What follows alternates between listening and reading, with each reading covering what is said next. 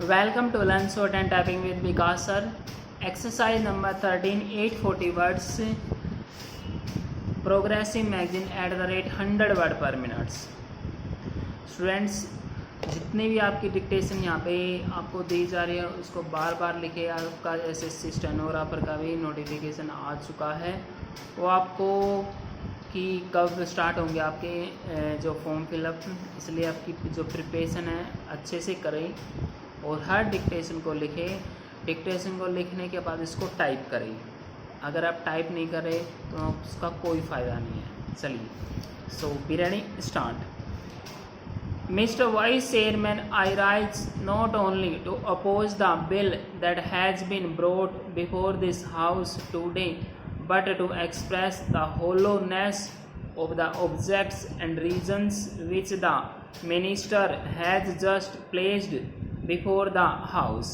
I come to the point and I will have to give a little background because this is the first legislation of its kind in this country which was brought forward in 1969. Former Prime Minister, while dissolving the Lok Sabha in December 1970 and calling for mid-term elections, addressed the nation on the radio, and one of the achievements she claimed was that the government had set up the Monopolies and Restrictive Trade Practices Commission to control concentration of economic power which had got concentrated in a few hands and to go forward on the road to democratic socialism. After its enactment, this act has already been amended a number of times. In November 1980, this was the first amendment when they said that export production should be excluded from the preview of the total production taken because that does not affect the consumer as it goes out of the country. In April 1982, there was an amendment which gave powers to the government to exempt by notification industries which, in the opinion of the government, are of high national priority or where the government feels that there is scope for export or if the industry is to be put in a free trade zone. That was in April 1982.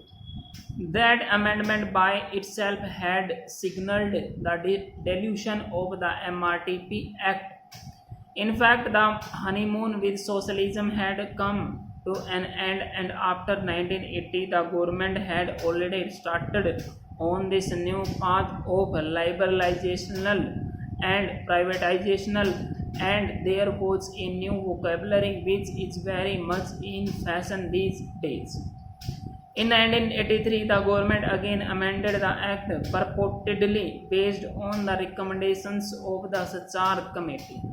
I will show you within the course of my speech how the government has ignored the major recommendations of the Sachar Committee and accepted only those amendments which have suited this new role of liberation. At the outset, let me tell you that this bill before the House is the last nail in the coffin of the MRTP Act 1969. Sir, it would have been much more honest to bring a simple legislation saying that this House hereby repeals the MRTP Act 1969. That would have been a much more honest way of doing what we are today being asked to do. The minimum I expect from the minister is that an economic legislation or such far-reaching consequences should be referred to a select committee. In this House and in the Lok Sabha also from the time of Pandit Jawaharlal Nehru, there has been a very healthy practice that every complicated piece of legislation is referred to a select committee. In recent times, the government has given a total go by to the system. Last year, both the houses of parliament passed the direct taxes bill without even understanding the clauses, and the government and parliament were embraced later because that cannot be implemented and it has to be amended again. Therefore, my humble submission to the Honorable Minister through you, Sir, is to refer even at this stage the bill to a select committee in which there can be experts. There are eminent people on the treasury benches who have got a lot to say on this, and I would be happy to have their views, but under the present system they are unable to oppose the bill and the bill will go through.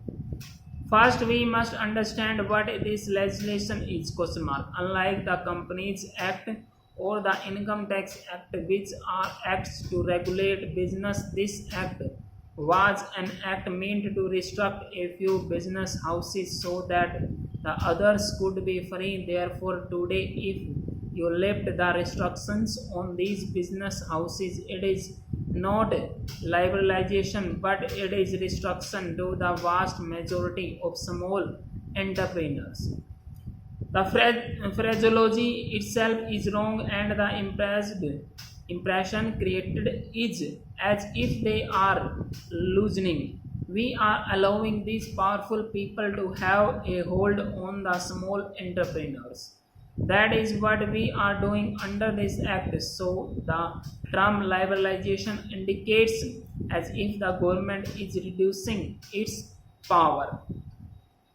Now, what we are doing is that a whole bunch of small and medium entrepreneurs will now be again open to the competition from these large houses which the earlier government in its wisdom wanted to restrict through this act. So, first we must understand what we are doing. Liberalizing a restrictive act is liking asking for boiling ice. It is a contradictory term. You cannot liberalize the MRTP Act, the monopolies and restrictive trade practices act can only be tightening or repealed. Full stop. Liberalizing that act means negativing it. Full stop.